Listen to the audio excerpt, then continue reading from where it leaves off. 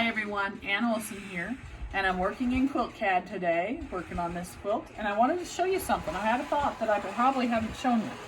So, here's my quilt idea. I set up in Quilt CAD, I pull in some patterns of what I'm gonna do. So, like this particular block is right here in that block, and then this block is this triangle using, let me show you just real quick.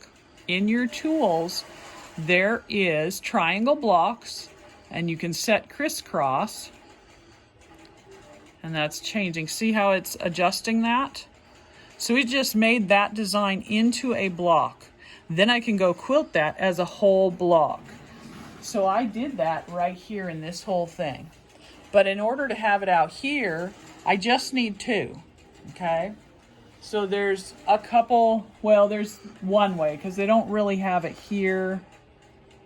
Yeah, maybe. Let me see if it would do it if I said diagonal. Nope, there it puts it across from each other. Now you can turn those off by hitting the box there. So just a thought. So actually, let me go back to crisscross. I'm learning as you guys are learning. And it'll change that. And if I wanted it to just do a full, I want it to do two of them. So I'm going to take off half. Now it's got half for me. So I could take that and set it as long as that's the way you're doing it. I did it another way. So let me show you what I did, because I'm not certain that this is positioned the same as what I've already stitched out. And we don't like ripping if we don't have to, right? So I'm going to go back to tools and change it back to a single thing because I don't want it as a triangle anymore. Okay, let me see if I can still pull it up. Okay, now it's as a triangle. And if yours says, for instance, if your thing says 4 points, just change it right here. Play with these buttons. Don't be afraid to touch the buttons. You're not going to hurt the machine. If your triangle is weird shaped in there, play with these two. There's stretch, and you can see what they do differently, and there's fit. Okay? So just see which one works best for what you need to do. Now I'm going to say quilt. Well, first we got to place it, don't we? And I'm using multi-placement to get this in there. So multi-placement. And I'm going to place it. Now I need to pay attention to where my green and my red are. So I'm going to place the points. Let's go back to where we really want it. Okay, I want it right here. So I'm placing those points. And I have mine going the opposite direction of what it created in there, I believe. So that's why I needed to make sure I did it this way and not the other way. I'd have to look at one and verify. Okay, so I'm going to tell it yes. I've placed the first one. Now I want to come place that second one. I'm going to put the center down here so that it's easy to figure out because it made it really small. We're going to put the green one right here. And then the red one comes and goes right here. And I say pattern. And do I want to place it again? Yes, I actually do. Because I'm going to jump over to this section and do these.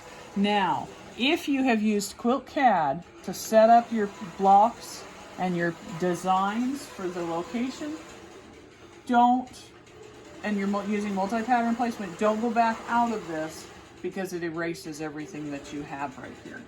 Just a note. But from here you can go to select pattern and get it to use it there. But you have to go through your folders and find your design. So it's a little more complicated, but it is doable. So I'm going to select which one I want this to be. And I'm going and putting that point in, and that point in, and I say pattern. Yes, I want to place that pattern again.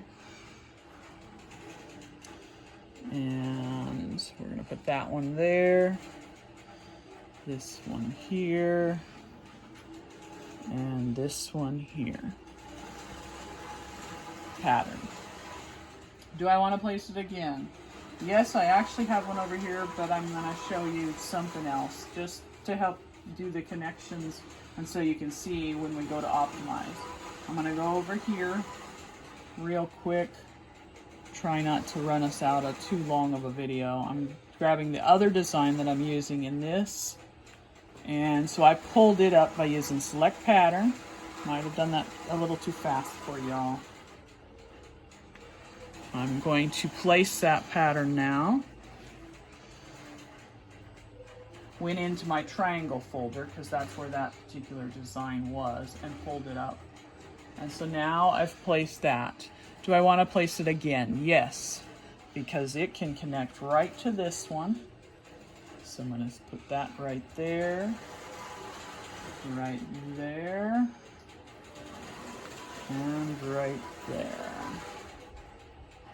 And pattern.